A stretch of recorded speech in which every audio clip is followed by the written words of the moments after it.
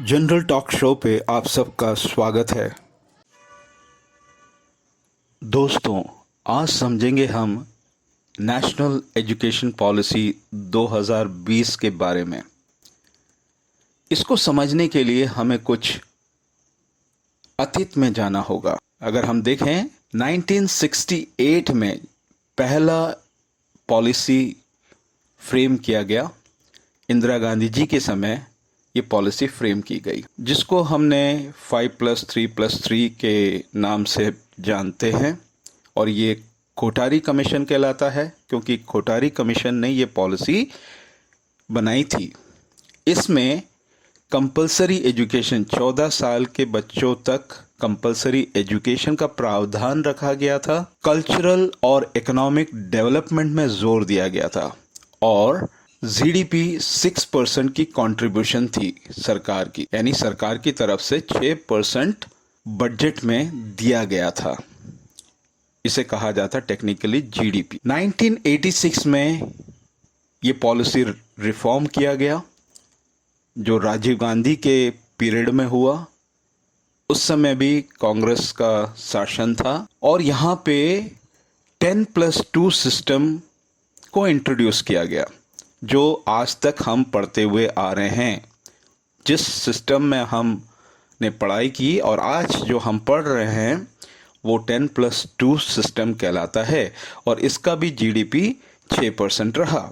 1992 में UPA government, जिस समय नरसिम्हा राव प्राइम मिनिस्टर थे, इस पॉलिसी को थोड़ा सा अमेंड किया गया था, जहां पे राइट टू एजुकेशन इंट्रोड्यूस किया गया। आज जो हम देखते हैं राइट टू एजुकेशन के बारे में हम कई बार मीडिया में हम सुनते हैं, वो इनकी देन थी। और यहीं पे reservation, scholarship, open schooling, open university, adult education और जितने भी कॉम्पिटिटिव एग्जाम्स का जन्म हुआ। फिर क्या हुआ कि काफ़ी समय तक इसको रिफॉर्म ही नहीं किया गया, एजुकेशन पॉलिसी को।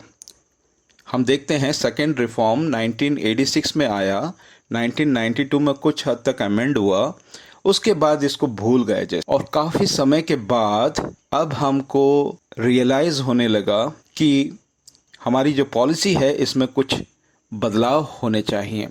अगर नहीं करते तो हम बहुत पीछे हो जाएंगे। कुछ समय बाद तो ये होने लगेगा कि हमारे जो यूथ हैं उनको जॉब तक मिलना बंद हो जाएगा, क्योंकि नए टेक्नोलॉजी के हिसाब से उनकी क्वालिफिकेशन नहीं, तो वो इंटरनेशनल कंपनियों में जॉब नहीं ले सकते। और धीरे धीरे टेक्नोलॉजी का एडवांसमेंट इतना होने वाला है, अगर हम सिचुएशन के हिसाब से कोप अप नहीं करेंगे तो हम आउटडेटेड कहलाएंगे और जॉब मिलना भी बंद हो जाएगा। इसको देखते हुए हमारी सरकार ने 2020 पे एनईपी लॉन्च किया।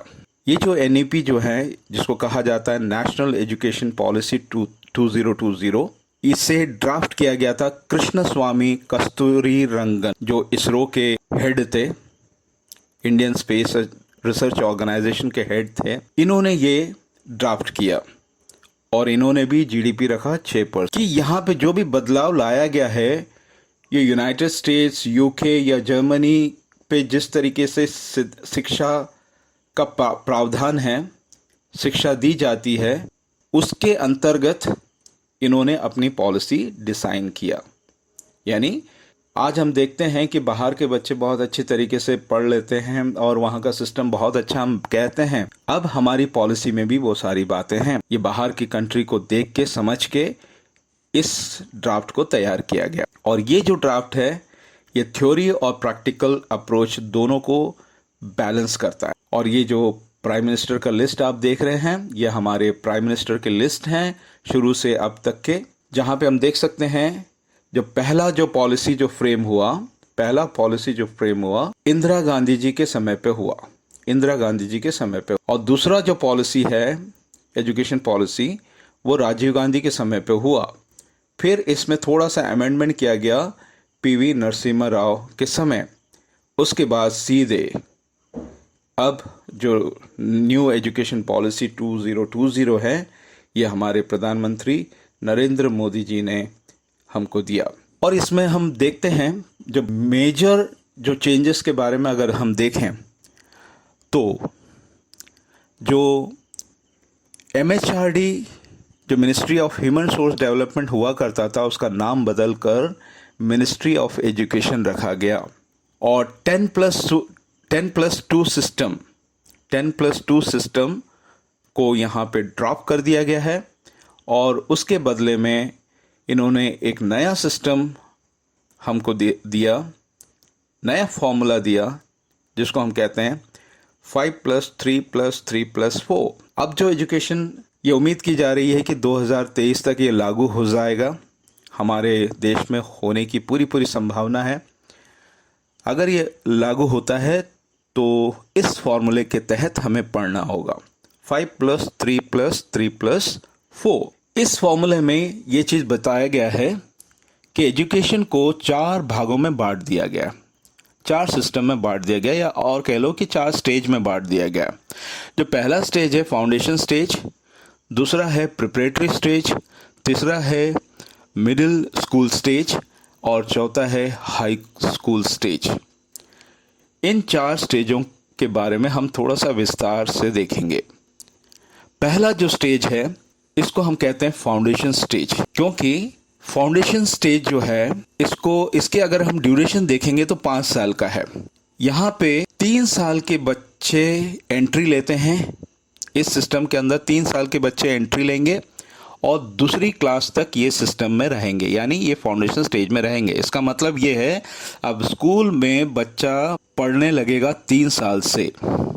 अब क्या होता था, 6 साल में एंट्री होता है ना, ये 10+2 के जो पैटर्न सिस्टम है, इसमें बच्चा क्लास 1 पे 6 साल पे दाखिला लेता है, 3 साल के अंदर 3 साल पे वो स्कूल के अंदर दाखिला ले सकता है। इसका मतलब ये हुआ प्री प्राइमरी सेक्शन है ना, और किंडरगार्टन जो सेक्शन है वो अब स्कूल टेक ओवर करेगा, यानी सरकार इसको हैंडल करेगा। इसका मतलब है कि बच्चा 3 साल के अंदर ही वो स्कूल में भर्ती हो जाएगा और पढ़ने लगेगा। और इस पॉलिसी की खास बात यह है कि यहाँ पे एग्ज़ाम नहीं लिया जाएगा, बच्चों से एग्ज़ाम नहीं लिया जाएगा। क्लास 2 तक कोई एग्ज़ाम नहीं होगा, प्लेवे मेथड सिस्टम रहेगा, खेल खेल में इनको पढ़ाया जाएगा, है ना। पहले 3 साल तो बिल्कुल प्लेवे सिस्टम में पढ़ाई जाएगी, उसके बाद के जो 2 साल हैं क्लास 1 और 2, उसमें धीरे से सब्जेक्ट को इंट्रोड्यूस किया जाएगा, धीरे से, है ना। थोड़ा सा हैबिट बढ़ाई जाएगी, सब्जेक्ट के प्रति उनकी रुचि बढ़ाई जाएगी, मगर एग्ज़ाम नहीं होगा। शुरू के 5 साल तक एग्ज़ाम नहीं होगा, यानी फाउंडेशन स्टेज में कोई भी एग्ज़ाम नहीं होगा। फिर आते हैं हम प्रिपरेटरी स्टेज। प्रिपरेटरी स्टेज जो है ये 8 से 11 साल के बच्चों के लिए है, जिसमें क्लास 3, क्लास 4 और क्लास 5 पार्टिसिपेट करेंगे। यानी क्लास 3 से लेके 5वीं तक के बच्चे जिस स्टेज में रहेंगे उस स्टेज को कहा जाएगा प्रिपरेटरी स्टेज, और इसके एज ग्रुप होगा 8 से लेके 11 साल। और यहाँ पे खास बात क्या है कि एग्ज़ाम शुरू होंगे यहाँ पे इस स्टेज से। तीसरी क्लास में रहेगा, तीसरी क्लास पहुँचेगा, वहाँ से उसकी एग्ज़ाम शुरू होगा, है ना, उसका एग्ज़ाम वहाँ से शुरू होगा। और ये स्टेज में क्लास 3, 4 और 5 के बच्चे पार्टिसिपेट करेंगे। और यहाँ पे भी एक्टिविटी बेस्ड रहेगा लर्निंग, और सब्जेक्ट को धीरे से यहाँ पे थोड़ा सा और एडवांस उनको इंट्रोड्यूस किया जाएगा, थोड़ा सा एडवांस नॉलेज उनको दी जाएगी सब्जेक्ट में। और ख़ास बात यह है कि मदर टंग भी यहाँ पे पढ़ाया जा सकता है, मगर ये कंपलसरी नहीं है। मदर टंग भी या रीजनल टंग से भी यहाँ पे पढ़ाया जा सकता है। अच्छा, एक बात जो मैंने पहला जो स्टेज बताया था उसकी खास बात ये फाउंडेशन स्टेज कि आपको मदर टंग में पढ़ाना है, मदर टंग में पढ़ाना है। अब मदर टंग का मतलब ये होता है कि भाई एक क्लास में अगर चार विभिन्न बच्चे ऐसे हैं जो अलग अलग भाषा को जानने वाले बच्चे हैं, अगर वो पढ़ते हैं तो चारों भाषा में पढ़ाना असंभव है। मदर टंग का मतलब है जिस राज्य का टंग, यानी रीजनल टंग है ना। जैसे हमारे मध्य प्रदेश में हमारा रीजनल टंग अगर पूछें तो हम या तो उसको हिंदी में पढ़ा सकते हैं या उर्दू में पढ़ा सकते हैं हम। उसी तरीके से राज्य का जो भी मदर टंग होगा उसमें बच्चों को समझाया जाएगा ताकि बच्चा अच्छी तरीके से समझ पाए, क्योंकि घर से जब निकलता है तो एक ही लैंग्वेज को जानता है। अगर हम उस लैंग्वेज में उसको पढ़ाएंगे तो वो अच्छी तरीके से उसको समझ पाएगा। तो ये मेरे से छूट गया था फाउंडेशन पे, तो वही रीजनल लैंग्वेज यहाँ पे भी आपको परमिशन है। यानी ये नहीं कहा गया कि आपको रीजनल में पढ़ाना है, चाहो तो पढ़ा सकते हो। यानी किसी बच्चे को डाउट है तो आप रीजनल लैंग्वेज में उसको बता सकते हो, ठीक है। मगर यहाँ पे एक तर्क ये आज भी हम देखते हैं इस एनईपी में कि लोग कहते हैं कि भाई रीजनल अगर हम पढ़ाएं रीजनल लैंग्वेज में तो इंग्लिश बच्चे कहाँ से सीख पाएंगे। इंग्लिश को तो आपने इम्पोर्टेंस नहीं दिया। मगर देखिए पूरे ड्राफ्ट को अगर अच्छी तरह से पढ़ेंगे तो ऐसा कहीं भी नहीं लिखा है कि इंग्लिश को नहीं पढ़ाया जाएगा, ऐसा नहीं है। आज भी देखेंगे आप इंग्लिश में ही पढ़ाएंगे, मगर क्या है कि अगर बच्चा कोई डाउट पूछता है तो वो रीजनल लैंग्वेज में उसको जवाब उन्हें देना होगा, ये कंपल्शन रहेगा। मगर इंग्लिश सब्जेक्ट पढ़ाया जा सकता है। फिर आते हैं हम middle school stage. Middle school stage जो है इसमें 11 से लेकर 14 साल के बच्चे पार्टिसिपेट करेंगे। और यहाँ पे एक ड्रास्टिक चेंज हुआ है, ड्रास्टिक चेंज। 11 से 14 साल के बच्चे यहाँ पे पार्टिसिपेट करेंगे। कंप्यूटर कोडिंग यहाँ पे इनको इंट्रोड्यूस की जाएगी। अब देखिए कंप्यूटर लैंग्वेज और ये लैंग्वेज वो लैंग्वेज है ना, इसका कोई ज़्यादा महत्व नहीं रह गया। दुनिया जो है वो कंप्यूटर कोडिंग को डिमांड करता है, क्योंकि बच्चे अगर कोडिंग जाने तो कोडिंग लगा के बहुत कुछ इनोवेटिव सॉफ्टवेयर वो डेवलप कर सकते हैं, मॉडल्स तैयार कर सकते हैं। आज हम चाइना के साथ हमारे बच्चों को कंपेयर करें तो हमारे बच्चों को कोडिंग्स नहीं आती, पर उनको बचपन से कोडिंग सिखाई जाती है। यही वजह है चाइना के हर बच्चे इलेक्ट्रॉनिक में या कंप्यूटर में वो आगे हैं। तो ये जो पहल है कंप्यूटर कोडिंग सिखाने का, ये बहुत अच्छा पहल है कि हमारे बच्चे भी कुछ दिनों में दुनिया के बच्चों के लेवल के हिसाब से वो कॉम्पिटिट कर सकते हैं। और एक ख़ास बात है, ओकेशनल सब्जेक्ट भी इस स्टेज में बच्चा पढ़ सकता है। तो यहाँ पे अगर देखें तो कौन कौन से क्लास यहाँ पे पार्टिसिपेट करेंगे। यहाँ पे पार्टिसिपेट करेंगे 6th 7th और 8th, यानी 6वीं 7वीं और 8वीं क्लास के बच्चे इस मिडिल स्टेज में रहेंगे, जिनका एज ग्रुप होगा 11 से 14। और यहाँ पे ख़ास बात है, वोकेशनल सब्जेक्ट यहाँ पे इनको इंट्रोड्यूस किया गया है। ये कोई ना कोई ओकेशनल सब्जेक्ट को लेके पढ़ेंगे। जैसे विदेश में उनके रुचि के हिसाब से वो सब्जेक्ट लेते हैं। म्यूज़िक है तो म्यूज़िक ले लेते हैं, कारपेंट्री है तो कारपेंट्री ले लेते हैं, मैशन वर्क है तो मैशन ले लेते हैं, ड्राइंग है तो ड्राइंग लेते हैं। वैसे जो भी रुचि है उस सब्जेक्ट को लेके ये पढ़ सकते हैं, वोकेशनल सब्जेक्ट। और उसका इम्पोर्टेंस बिल्कुल दूसरे सब्जेक्ट जैसे ही उसको ट्रीट किया जाएगा। और ये तो वोकेशनल सब्जेक्ट रहा। और इसके साथ क्या है, जो नॉर्मल सब्जेक्ट जो अभी चल रहा है, मैथ साइंस आर्ट्स है ना, ये तो पढ़ने होंगे, उस लैंग्वेज ये तो पढ़ने होंगे, है ना। इसके अलावा एक और प्रावधान है इस मिडिल स्टेज में, इंडियन लैंग्वेज ये पढ़ सकते हैं, है ना। ये मिडिल स्टेज में एक चीज़ खास बात ये है कि इंडियन लैंग्वेज ये कर सकते हैं। इंडियन लैंग्वेज का मतलब होता है हिंदी पढ़ सकते हैं, संस्कृत पढ़ सकते हैं, है ना। तो क्या है कि एक लैंग्वेज, इंडियन लैंग्वेज इनको पढ़ना कंपलसरी है यहाँ पे। ये एक चेंज है। हालांकि संस्कृत आज भी पढ़ते हैं, मगर एक कंपलसरी टाइप का हो गया है कि इस स्टेज के बच्चे को एक इंडियन लैंग्वेज का ज्ञान ज़रूर होगा। इसका मतलब ये नहीं है कि संस्कृत या हिंदी, आप देखें अगर दूसरे राज्य में देखें, साउथ में जो लैंग्वेज होती हैं, है ना, वो इंडियन लैंग्वेज है है ना, या तो मलयालम पढ़ सकते हैं, या तमिल पढ़ सकते हैं, कन्नड़ पढ़ सकते हैं, है ना, गुजराती में पढ़ सकते हैं, है ना। जो भी हमारी देश की जो विभिन्न विभिन्न भाषा है उनमें से कोई एक भाषा को चयन करके पढ़ा सकते हैं। मगर बात यहाँ पे आके अटकेगी कि स्कूल में क्या सारे लैंग्वेज के टीचर होंगे, यहीं पे बात अटकती है। तो आपको क्या करना है, जिस स्कूल में जो जितने इंडियन लैंग्वेज आपके लिए उपलब्ध कराया जाएगा उसमें से कोई एक लैंग्वेज को लेके आपको पढ़ना है।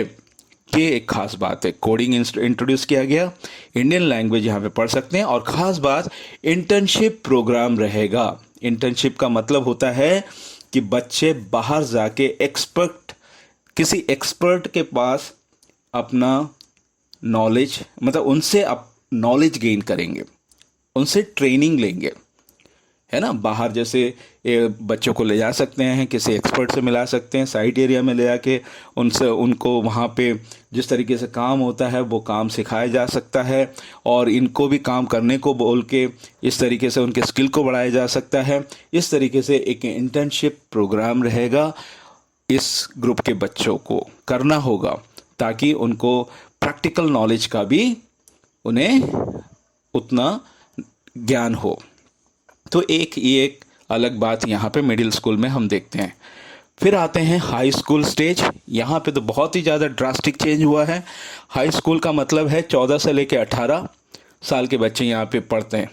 अब देखिए कि आज के सिस्टम में भी हम देखते हैं 6 साल में बच्चा पहली कक्षा में प्रवेश लेता है और 18 साल में वो 12वीं कर लेता है ना। अब इस पद्धति में भी क्या हो रहा है कि 3 साल में स्कूल में दाखिला लिया और 18 साल में वो बाहर आ रहा है, यानी 18 साल में दोनों सिस्टम में बच्चा 12वीं करके बाहर आ रहा है। मगर अंतर क्या है, पिछले सिस्टम में बच्चा क्या हुआ, 3 साल कम पढ़ा, है ना, 3 साल, यानी वहाँ पे हम 6 साल पे दाखिला देते हैं, यहाँ पे 3 साल में दाखिला दे रहे हैं, यानी 3 साल एक्स्ट्रा पढ़ रहा है स्कूल के अंदर। अभी भी हम क्या करते हैं, 3 साल हम प्राइमरी, ये नर्सरी स्कूल और ऐसे स्कूलों में हम क्या करते हैं, बच्चों को दाखिला दिलाते हैं। मगर यहाँ पे अब क्या हो जाएगा, स्कूल में ही आपको एडमिशन लेने होंगे। 3 साल के बच्चों को स्कूल के अंदर ही आपको किसी न किसी स्कूल पे आपको दाखिला लेना होगा, ये कंपल्सन है। तो 14 से लेके 18 साल के बच्चे जिस ग्रुप में होंगे उसे हाई स्कूल कहा जाएगा। 18 साल में पास आउट करेंगे, अपने 12वीं के एग्ज़ाम पास आउट करके बाहर आएंगे। अब इसमें क्या बदलाव है, ड्रास्टिक चेंजेस मैं बार बार कह रहा हूँ। यहाँ पे क्या ड्रास्टिक चेंजेस हैं, यहाँ पे स्ट्रीम सिस्टम को ख़त्म कर दिया गया।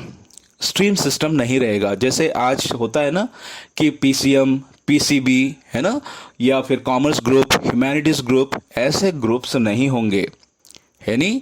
अब ये नहीं कहा जाएगा कि भाई जो अच्छे पढ़ते हैं वो साइंस मैथ्स ग्रुप में जा रहे हैं, उनसे जो कम पढ़ते हैं वो साइंस में जा रहे हैं, और उनसे कम जो नॉलेज वाले हैं वो कॉमर्स में जा रहे हैं, फिर ह्यूमैनिटीज़ में। ऐसा हम बच्चों को डिस्क्रिमिनेट नहीं कर सकते, क्योंकि ये जो पद्धति है बिल्कुल यूरोपियन कंट्री के पद्धति के अनुसार मैच किया गया है।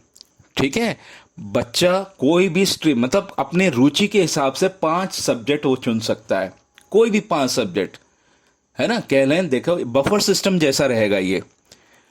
एक उसने अगर मान लो फिजिक्स में उसको इंटरेस्ट है तो फिजिक्स उठा लिया, एक सब्जेक्ट उसने फिजिक्स ले लिया। अब मान लो कॉमर्स में भी उसको अकाउंट्स पे उसको रुचि है तो अकाउंटेंसी ले लिया उसने।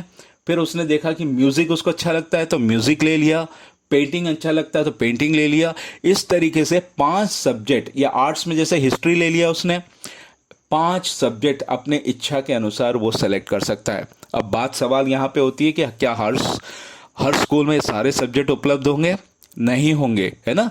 मगर जो स्कूल जो है, जितना भी लैंग्वेज, जितना भी सब्जेक्ट वहाँ पे वो अपने सिस्टम में रखते हैं, है ना, उसमें से बच्चों को क्या करना होगा, चुनना होगा। मगर कोई कंपल्शन नहीं होगा, कोई स्ट्रीम सिस्टम नहीं होगा। 2023 के बाद जब ये 23 से जब ये सिस्टम इंट्रोड्यूस होगा तो हम ये नहीं कह सकते कि कॉमर्स का बच्चा है या मैथ्स का बच्चा है या साइंस का बच्चा, नहीं। ये यानी एक बच्चा जो अपने रुचि के हिसाब से 5 सब्जेक्ट को लेके पढ़ रहा है ना। देखिए, बचपन से जिसकी रुचि है म्यूजिशियन बनना, वो क्यों पढ़ेगा फिजिक्स, केमिस्ट्री, मैथ्स, वो क्यों पढ़ेगा अकाउंटेंसी, बिजनेस स्टडीज, इकोनॉमिक्स, क्यों पढ़ेगा हिस्ट्री, पॉलिटिकल साइंस, लैंग्वेज क्यों पढ़ना चाहेगा, जब उसको आगे जाके इसका कोई मतलब ही नहीं रहेगा अपने प्रोफेशन के साथ। तो वो यहाँ से क्या कर सकता है, अपना लाइन चुन सकता है। इवन 8वीं में वोकेशनल भी वो वोकेशनल भी इसी को बेस मानते हुए ले सकता है। तो इससे ये समझ में आ रहा है कि 5 सब्जेक्ट बच्चा अपने मन से लेगा, अपने इंटरेस्ट से उसको चयन करेगा और उस पर वो पढ़ाई करेगा। अब कोई कंपल्शन नहीं रहेगा बच्चे पे कि आपको यही सब्जेक्ट लेना है। बच्चे अपने मर्जी से क्या कर देंगे, सब्जेक्ट को लेके पढ़ सकते हैं। कोई लिमिटेशन नहीं रहेगा, कोई बाउंडेशन नहीं रहेगा कि भाई मैथ्स को इतने ही परसेंट वाले कर सकते हैं, ऐसा कुछ नहीं। बच्चे की इच्छा के अनुसार वो 5 सब्जेक्ट को लेके वो पढ़ाई करेगा। ये एक बहुत बड़ा ड्रास्टिक चेंज है। और फिर एक और चेंजेस है यहाँ पे। अगला चेंजेस हम देखते हैं, फॉरेन लैंग्वेज हमें पढ़ना होगा। देखिए, आज हम बहुत ऑब्जेक्शन करते हैं फॉरेन लैंग्वेज को, मगर इस सिस्टम में फॉरेन लैंग्वेज को कंपलसरी कर दिया गया है। बच्चा एक फॉरेन लैंग्वेज पढ़ सकता है, एक लैंग्वेज को लेके पढ़ेगा, ठीक है। अगर वो पढ़ना चाहे तो पढ़ सकता है। तो एक फॉरेन लैंग्वेज को यहाँ पे इंट्रोड्यूस कर रहा है ना, कोई भी फॉरेन लैंग्वेज एक लेके पढ़ेगा वो। और फिर सेमेस्टर सिस्टम रहेगा। सेमेस्टर सिस्टम यानी हर 6 महीने में एग्ज़ाम होंगे, हर 6 महीने में एग्ज़ाम होंगे, है ना। अब क्या होता है कि साल में एक बार एग्ज़ाम होने से बच्चों में डर भी चला जाता है। वो क्या करते हैं, जो पढ़ने वाले नहीं होते हैं वो सीरियस नहीं होते हैं पढ़ाई को लेके, और आखिर में जब एग्ज़ाम के दिन होते हैं उसी समय वो जाके पढ़ते हैं। अब क्या रह जाएगा कि साल में 2 एग्ज़ाम, यानी हर 6 महीने में बच्चे को डर लगेगा कि एग्ज़ाम है, मतलब फाइनल एग्ज़ाम जैसे ही रहेगा, मगर 2 एग्ज़ाम होंगे। अब ये सीबीएसई जो है ये भी प्लान कर रहा है कि बोर्ड एग्ज़ाम वो 2 भी ले सकता है ना। अभी ये क्लियर नहीं है। 2 बोर्ड एग्ज़ाम हो सकते हैं, यानी 10th और 12th में हम कह लें 2 बोर्ड एग्ज़ाम हो सकते हैं, ठीक। तो ये अभी क्लियर नहीं है। जब ये इसके बारे में फाइनलाइज होगा तब हमें पिक्चर क्लियर होगा कि 2 बोर्ड है या 1 बोर्ड है या किस तरीके से एग्ज़ाम होगा, ये हमें समय ही बताएगा। फिर इसमें हम क्या कर सकते हैं, एक और ख़ास बात यह है, अब जो बच्चे का जो रिपोर्ट कार्ड है, मार्क्स है, वो किस तरीके से मार्किंग होगी। देखिए, एग्ज़ाम लिखता है उसमें से तो उसको मार्क्स मिलने हैं, है ना। एक तो ये तरीका है, इसको कंसिडर किया जाएगा। इसके साथ क्या कंसिडर होगा, बच्चा अपने आप को एसेस करके एक नंबर दे सकता है, देगा। बच्चा अपने आप को एसेस करके एक नंबर देगा, ये भी जुड़ेगा। उसके बाद उसके सहपाठी जो उस कक्षा में हैं वो भी बच्चों को नंबर देंगे। तो इससे क्या फ़ायदा है कि हर बच्चा दूसरे बच्चे के साथ मिल के रहना सीखेगा, दूसरे बच्चों के प्रति अच्छा नाम कमाना पसंद करेगा, क्योंकि उसे मालूम है एग्ज़ाम में नहीं तो दूसरा बच्चा उसको कम नंबर दे देगा। तो ये बहुत अच्छा सिस्टम है कि उसके सहपाठी भी क्या कर सकते हैं, उसको नंबर दे सकते हैं।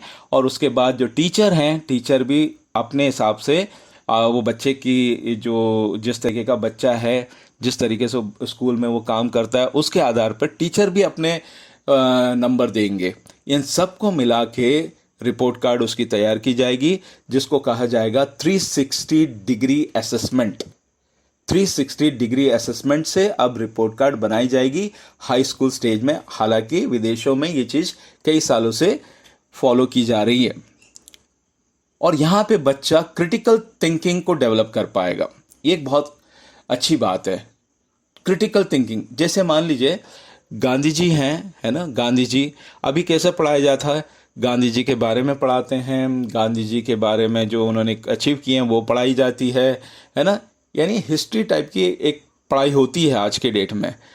अब कैसे पढ़ाया जाएगा, यही गांधी जी का चैप्टर कैसे पढ़ाया जाएगा, गांधी जी अगर नहीं होते तो क्या होता, एक क्वेश्चन मार्क। हर बच्चा अपने दिमाग से सोचेगा, बात सही है, अगर वो व्यक्ति नहीं होते तो क्या होता, वो अपना जवाब देगा। या गांधी जी नरम मिजाज के ना होके गरम मिजाज के होते बिल्कुल, है ना, तो क्या होता। तो इस तरीके का प्रश्न, इस तरीके की जो टीचिंग स्टाइल है ये रहेगा, ताकि बच्चा अपना क्रिटिकल थिंकिंग को डेवलप कर पाए। एक तो ये बात है ना। तो यहाँ पे बच्चे 4 साल पढ़ेंगे, तो इसमें कौन कौन सी क्लासेस पार्टिसिपेट होगी? 9th 10th 11th और 12th। इससे ये समझ में आ रहा है सब्जेक्ट का चयन जो है 9th में की जाएगी। जो पहले वाला सिस्टम था ना, उसमें भी लोग बाग कई राज्यों में 9th में सब्जेक्ट लेते थे। अब वही एक सिस्टम है यहाँ पे दोबारा देखने को मिल रहा है। 9th में ही हमें सब्जेक्ट का चयन करना होगा और उसके बाद उसको पढ़ने होंगे। 4 साल पढ़ने होंगे, 9th 10th 11th 12th, right. इस तरीके से हमें पढ़ना होगा। और सेमेस्टर सिस्टम रहेगा, साल में 2 एग्जाम होंगे, 3 डिग्री असेसमेंट रहेगा, सबके मार्क्स को मिला के रिपोर्ट कार्ड बनाई जाएगी और स्ट्रीम सिस्टम को यहाँ पे अबॉलिश कर दिया गया है। ठीक है, ये खास बात है हाई स्कूल स्टेज। ये बिल्कुल ड्रास्टिक चेंज है। अगर आप सोचेंगे तो बहुत आने वाले बच्चों को बहुत फायदा मिलने वाला है इससे। ये सिस्टम ही चेंज हो जाएगा। और जो अगर हम बात करें टीचर ट्रेनिंग की, तो अब टीचर ट्रेनिंग 4 साल की रहेगी। यानी हाई स्कूल में जो पढ़ाएंगे उन जैसे बीएड ट्रेनीज होते हैं, बीएड डिग्री होल्डर्स जो होते हैं, टीचर की जो बीएड ट्रेनिंग होगी वो अब 4 साल की रहेगी। 4 साल की ट्रेनिंग करके वो आएंगे पढ़ाने को। फिर हम देखते हैं हायर एजुकेशन। थोड़ा सा हायर एजुकेशन के बारे में भी जान लेते हैं कि हायर एजुकेशन में क्या बदलाव किया गया। जैसे वो स्कूल छोड़ के कॉलेज पे जाते हैं, है ना, तो कोई ना कोई यूनिवर्सिटी के अंदर उन्हें एडमिशन लेना होता है, राइट। कॉलेज यानी किसी यूनिवर्सिटी के अंदर ही होता है, तो किसी यूनिवर्सिटी के अंदर उसे अपना एनरोलमेंट कराना होगा। और यहाँ पे बच्चे 19 साल के ऊपर होंगे। यहाँ पे भी कोई स्ट्रीम नहीं है, फॉरेन लैंग्वेज यहाँ पे पढ़ने होंगे। यहाँ पे खास बात यह है multi entry and multi exit system का इंट्रोड्यूस किया गया है। यहाँ पे multi entry and multi exit introduce किया गया है। ये क्या होता है? अभी जैसे हम ग्रेजुएशन देख लें, 3 साल का ग्रेजुएशन होता है ना। अब होगा ग्रेजुएशन 4 साल का। कितने साल का? 4 साल का ग्रेजुएशन होगा। किसी भी बैचलर डिग्री ले लें तो 4 साल का बैचलर डिग्री होगा। जो अब इसमें खास बात यह है कि जैसे पहला साल कोई कर ले, बच्चा पहला साल कर ले तो उसको यूनिवर्सिटी की तरफ से एक सर्टिफिकेट मिलेगा जिसको कहा जाएगा कोर्स सर्टिफिकेट। उसको मिल गया, है ना। उसका जो पॉइंट वैल्यू है ना, जब 1 साल उसने मेहनत करके जो सर्टिफिकेट हासिल किए हैं उसका एक क्रेडिट कॉइन, मतलब एक पॉइंट वैल्यू होगा, वो उसके बैंक अकाउंट में ट्रांसफर हो जाएगा, जिसको कहा जाता है credit transfer and academic bank of credits. Academic bank of credits में एक ट्रांसफर हो जाएगा कि भाई इतने पॉइंट उसने हासिल कर लिए। ठीक है, अब मान लो उसके बाद सेकेंड ईयर करता है तो उसका भी जो पॉइंट होगा वो उसके बैंक में ऐड हो जाएगा, है ना, उसकी एकेडमिक बैंक में ऐड हो जाएगा। और सेकेंड ईयर के बाद उसको डिप्लोमा सर्टिफिकेट मिलेगा। अभी क्या होता है, पूरे 3 साल करने के बाद ही ग्रेजुएशन सर्टिफिकेट मिलता है ना। अब ऐसा नहीं है, पहले साल कंप्लीट करने पर कोर्स सर्टिफिकेट मिलेगा, दूसरे साल कंप्लीट करने पर डिप्लोमा सर्टिफिकेट मिलेगा और तीसरे साल कंप्लीट करने में बैचलर डिग्री सर्टिफिकेट मिलेगा। ठीक है, अभी भी 3 साल करने पर बैचलर डिग्री सर्टिफिकेट मिलता है, यहाँ पे भी 3 साल करने पर बैचलर डिग्री सर्टिफिकेट मिलेगा। उसके बाद, है ना, अगर स्टूडेंट चाहे तो 4था साल भी कर सकता है उस नॉलेज को पूरा कंप्लीट करने के लिए। अगर वो 4था साल करता है तो उसको एक स्पेशल सर्टिफिकेट दी जाएगी जिसको हम कहते हैं bachelor degree along with the research certificate. यहाँ पे खास तौर से उसे रिसर्च करने होते हैं, है ना। तो 4था साल जैसे कर लेगा उसको ये खास सर्टिफिकेट दिया जाएगा, bachelor degree along with the research certificate. तो देखिए 4 साल का अब बैचलर डिग्री रहेगा, मगर देखो हर साल में कुछ ना कुछ पॉइंट वैल्यू बन रहा है ना, क्रेडिट वैल्यू बन रहा है जो उसके एकेडमिक बैंक में जमा होती जा रही है। ठीक, अब इसका फ़ायदा क्या होगा? अब बच्चा जैसे अब जो कोई स्टूडेंट पहला साल कर लिया, दूसरा साल कर लिया, फिर 2 साल करने के बाद उसके पास पैसे नहीं है ना, और वो पढ़ाई को छोड़ना चाह रहा है ना, पढ़ाई को छोड़ना चाह रहा है, वो कहीं काम करना चाह रहा है, जा सकता है, वो पढ़ाई को छोड़ के जा सकता है और वो कमाने लगे, है ना। कुछ साल के बाद उसकी रुचि बढ़ी, उसको ज़रूरत पड़ी कि नहीं शिक्षा बहुत ज़रूरी है, वापस वो पढ़ना चाह रहा है, जब वो आएगा ना तो उसके बैंक में जितने यानी एकेडमिक बैंक में जो कॉइन है उसको उसे शो करना होगा कि भाई मैंने इतने पॉइंट जनरेट कर लिए हैं, यानी 2 साल के पॉइंट मेरे पास ऑलरेडी हैं, तो उसको तीसरे साल से दाखिला दिया जाएगा। ये डायरेक्ट तीसरे साल से वो ग्रेजुएशन को कैरी फॉरवर्ड कर सकता है। अभी ऐसा नहीं है, अभी के सिस्टम में जब लौट के आएगा ना तो शुरू से उसके ईयर 1 से उसको पूरा पढ़ाई करनी होगी, मगर यहाँ पे ऐसा नहीं है। जिस साल में छोड़ गया उसके अगले साल से वो कंटिन्यू कर सकता है। ये है, इसको कहा जाता है multi entry and multi exit system. ठीक है, एक तो ये एक फ़ायदा है। दूसरा फ़ायदा हम ये देखते हैं, बच्चा जैसे मतलब पहला साल पढ़ा सब्जेक्ट लेके, उसको ना सब्जेक्ट पसंद नहीं आया, तो दूसरे साल में क्या कर सकता है, क्योंकि उसने तो पहला साल पढ़ लिया तो उसकी पॉइंट वैल्यू मिल गई, उस पॉइंट वैल्यू के बेस में सेकेंड ईयर वो दूसरा सब्जेक्ट को लेके पढ़ सकता है। अब देखिए, कोई कंपल्शन नहीं है, पहला साल ले लिया, पहला साल उसको लगा कि सब्जेक्ट अच्छा है मैं इसको कर लूँगा, नहीं कर पाया तो दूसरे साल में वो सब्जेक्ट को चेंज कर सकता है, अपने आप चेंज हो जाएगा। बस उसको बताना है दूसरे साल में मुझे ये पढ़ना है, क्योंकि उसके बैंक अकाउंट में, एकेडमिक बैंक अकाउंट में उतने पॉइंट्स हैं। तो ये जो खास बात है ये हायर एजुकेशन की है ना। इसके अलावा भी बहुत सारे चेंजेस आने वाले हैं, है ना। जब ये डिक्लेयर होगा तभी हम बता पाएंगे कि एक्चुअली कितने और चेंजेस होंगे हायर एजुकेशन में। यहाँ पे भी स्ट्रीम सिस्टम नहीं है, फॉरेन लैंग्वेज पढ़ने होंगे, multi entry and multi exist का सिस्टम होगा। एमफिल को ख़त्म कर दिया जाएगा। अब इसके बाद एमफिल 2023 के बाद जब ये एनईपी इंट्रोड्यूस होगा, उस साल से एमफिल का कोई प्रावधान नहीं रहेगा। पीएचडी रहेगा, पीएचडी 4 साल का रहेगा, वो रहेगा। और एक और ख़ास बात जो है, दुनिया की जो 50 टॉप यूनिवर्सिटी हैं, फॉरेन यूनिवर्सिटी, दुनिया की 50 टॉप फॉरेन यूनिवर्सिटी जो हैं, वो उनको परमिशन दिया जाएगा इंडिया के अंदर अपना यूनिवर्सिटी खोलने को। देखिए कितनी अच्छी बात है। बच्चे, यहाँ के बच्चे विदेश जाते हैं पढ़ने के लिए, अब विदेश की यूनिवर्सिटी यहाँ पे आएगी और बच्चा यहीं पे एडमिशन लेके पढ़ सकता है, टॉप 50 फॉरेन यूनिवर्सिटी। तो ये जो चीज़ है, ये एक ड्रास्टिक चेंज ही है एजुकेशन सिस्टम की ओर। अगर हम इस सिस्टम को फॉलो करें तो हम अपने देश को, देश के यूथ को हम ऊंचाई तक पहुंचा सकते हैं।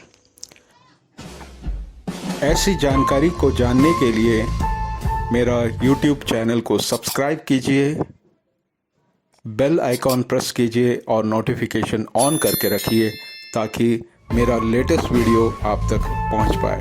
धन्यवाद।